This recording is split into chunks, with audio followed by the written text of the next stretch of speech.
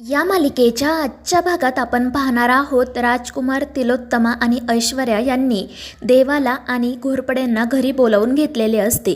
तर देवा हसतच म्हणत असतो की जर तुम्ही आपल्याला भरपूर पैसे देणार असाल तर आपण तुमचं काम नक्की करणार। आणि मग त्यानंतर ऐश्वर्या हसतच त्याच्या हातामध्ये मिठाईचं बॉक्स देते। त्या बॉक्समध्ये भरपूर पैसे असतात आणि ते पैसे बघून देवा आणि घोरपडे तर खूपच खुश होतात। मात्र देवा म्हणतो की हे पैसे घेण्याआधी काम काय आहे ते मला कळायला हवं।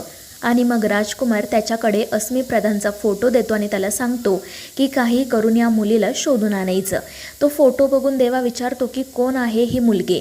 तर तिलोत्तमा म्हणत असते की ते गरजेचं नाहीये, आम्ही तुला वाटेल तितके पैसे देऊ, पण काही करून लवकरात लवकर या मुलीला शोधून इथे आणायचं।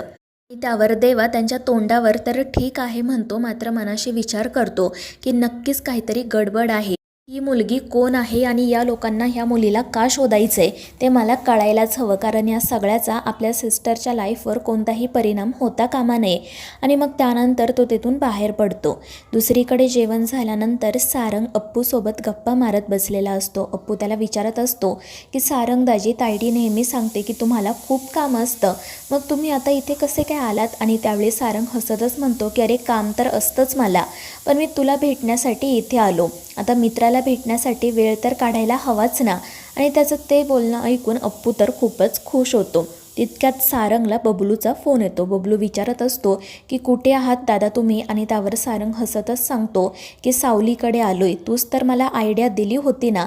आणि त्यावर बबलू हसतच म्हणतो की हो दादा, पण आता इकडे खूप महत्त्वाची मीटिंग आहे, तुम्हाला यायला लागेल।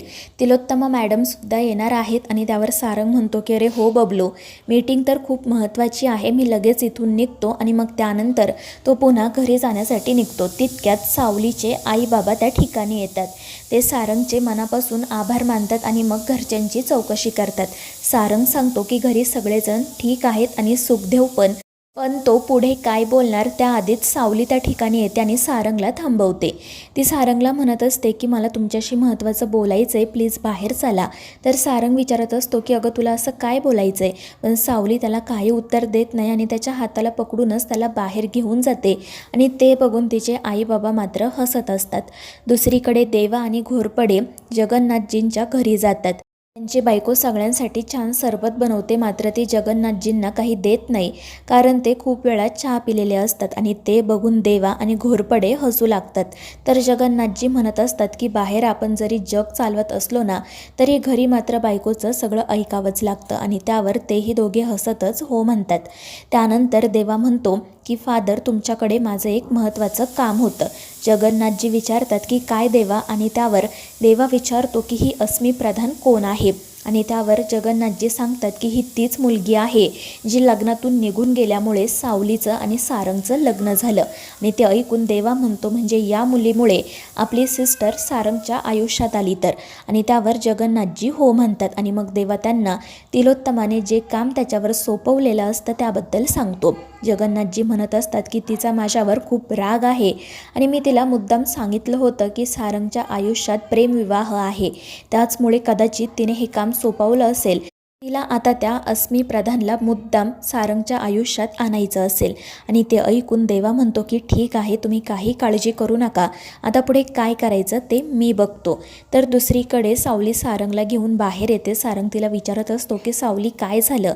तर सावली म्हणते की सारंग सर, माफ करा, मी तुम्हाला अशा पद्धतीने बाहेर घेऊन आले, पण घरात कोणालाही माहीत नाही आहे की दादा आपल्या घरी काम करतो। सगळ्यांना दादाने असं सांगितलंय की तो एका मोठ्या कंपनीत कामाला लागलाय, त्यामुळे ही गोष्ट कोणालाही कळता कामा नये। आणि त्यावर सारंग म्हणतो की ठीक आहे सावली। आणि मग तो तिचं कौतुक करत म्हणतो की खरंच तू सगळ्यांचा किती विचार करतेस ना गं, तुझं कौतुक करावं तेवढं कमी आहे, तुझ्याबद्दलचा रिस्पेक्ट आता वाढतच चालला आहे। आणि त्याचं असं बोलणं ऐकून सावलीलाही आनंद होतो। त्यानंतर ती घरच्यांची चौकशी करते। तर सारंग तिला घरी काय काय घडलं हे सांगू लागतो आणि गप्पांमध्ये वेळ कसा जातो हे त्यालाही कळत नाही। आणि मग तो सावलीला सांगतो की आता मला परत जायला हवं, कारण माझी एक महत्त्वाची मीटिंग आहे। आणि मग तो जाण्यासाठी निघतो, मात्र पुन्हा माघारी सावलीकडे येत म्हणतो की सावली, शक्य असेल तर तू लवकर घरी येशील का? खरं तर तू कालच इकडे निघून आली आहे, पण मला आणि त्या घराला तुझी खूप सवय झाली आहे. मला तुझी खूप आठवण येत असते आणि त्याचमुळे तू प्लीज लवकर घरी परत ये. आणि ते ऐकून सावलीसुद्धा हसून हो म्हणते आणि मग सारंग तिचा निरोप घेतो आणि पुन्हा जाण्यासाठी निघतो. आणि त्याचं असं बदललेलं वागणं बोलणं बघून सावलीला देखील खूप आनंद होतो. तर इकडे तारा आणि भैरवी बोलत असतात. ताराला ज्या रिॲलिटी शोमध्ये भाग घ्यायचा असतो त्याबद्दल भैरवी तिला सांगत असते. ती म्हणत असते की बघ, तुझी इच्छा होती ना, आता तू यामध्ये पार्टिसिपेट करू शकते.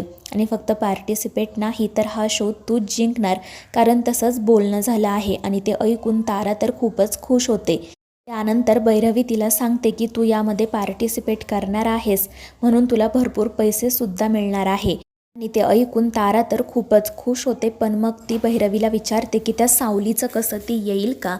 तर भैरवी म्हणत असते की त्या सावलीला काय विचारायचं तिला सरळ सांगायचं.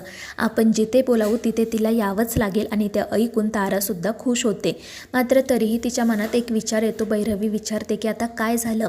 तर तारा म्हणत असते की ते जगन्नाथजी काही प्रॉब्लेम तर क्रिएट करणार नाही ना? आणि त्यावर भैरवी हसतच म्हणते की अगं, तो तर हरलेला खेळाडू आहे. आत्तापर्यंत त्याने किती वेळा मला खाली खेचण्याचा प्रयत्न केला, पण प्रत्येक वेळी तोच तोंडावर पडला. त्यामुळे तू त्याची काळजी करू नको.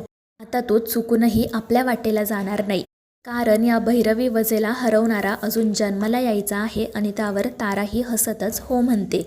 दुसरीकडे देवा आणि घोरपडे पुन्हा एकदा तिलोत्तमाला भेटण्यासाठी जातात. तर राजकुमार त्यांना विचारत असतो की काय झालं, सापडली का अस्मी? तर देवा हसतच म्हणतो की नाही दादा, जरा थांबा, धीर धरा. मी इथे मॅडमला भेटण्यासाठी आलोय. आणि त्यामुळे राजकुमार ऐश्वर्याला आणि तिलोत्तमाला बाहेर बोलावून घेतो. त्यानंतर त्या दोघी रागातच देवाला विचारतात की आता काय काम आहे? तर देवा म्हणत असतो की कोणतंही काम करण्याआधी मी 2 गोष्टी बघतो. एक म्हणजे त्या कामासाठी देण्यात येणारी रक्कम आणि ते काम करण्यासाठीचं रिझन. आणि रक्कम तर तुम्ही तगडी दिलीच आहे, पण या सगळ्यामागे काय रिझन आहे ते मला जाणून घ्यायचं आहे. आणि त्यावर राजकुमार म्हणतो की हे बघ, तू आधीच सांगितलं होतं की मी रिझन वगैरे काही विचारणार नाही, मग हे सगळं काय आहे? तर देवा हसतच म्हणतो की ठीक आहे, रिझन नका सांगू, पण तुम्हाला एक गोष्ट मान्य करावी लागेल. आणि मग त्यानंतर तो काही पेपर्स राजकुमारकडे, ऐश्वर्याकडे आणि त्या तिलोत्तमाकडे देतो आणि म्हणतो की मी हे काम करावं असं जर तुम्हाला वाटत असेल तर तुम्हाला या पेपर्सवर सही करावी लागेल. आणि ते पेपर्स वाचून त्या तिघांनाही धक्का बसतो. ते म्हणत असतात की काय वेड लागले का?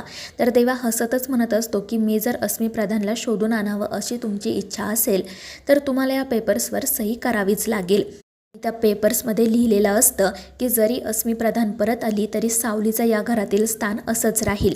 तिचा तुम्ही सून म्हणून स्वीकार कराल, तिच्या जीवाला कोणताही धोका नसेल. आणि ते ऐकून सगळेच जण चिडतात. तितक्यात सावली आणि तिचा दादा पुन्हा एकदा घरी येतात. ते दोघेजण घरात येतच असतात. तरी इकडे तिलोत्तमा ते सगळे पेपर्स फाडून फेकून देते. ती म्हणत असते की तुला काम नसेल करायचं तर तू नको करू. हे काम करण्यासाठी आमच्याकडे अजूनही खूप सारे मार्ग आहेत. आणि ते ऐकून देवा मुद्दाम म्हणतो की मॅडम, तुम्ही चिडू नका, मी हे काम नक्की करतो. अस्मी प्रधानला पाताळातूनही शोधून काढतो, पण त्यासाठी भरपूर पैसे मात्र तुम्हाला द्यावे लागतील. आणि तितक्यात सावली त्या ठिकाणी येते आणि हे सगळं ऐकते. तर राजकुमार आणि ऐश्वर्या मुद्दाम म्हणत असतात की तुम्हाला अस्मी प्रधानला शोधण्यासाठी अजून पैसे हवेत का? आणि त्यावर देवा मुद्दाम हो म्हणतो. पण त्यानंतर जेव्हा त्याचं सावलीकडे लक्ष जातं तेव्हा तो खूप घाबरतो. तर सावलीला देवाचं असं सगळं बोलणं ऐकून खूप वाईट वाटलेलं असतं. तर मित्रांनो, या मालिकेच्या पुढील भागांच्या अपडेटसाठी आपल्या चॅनेलला सबस्क्राईब करा.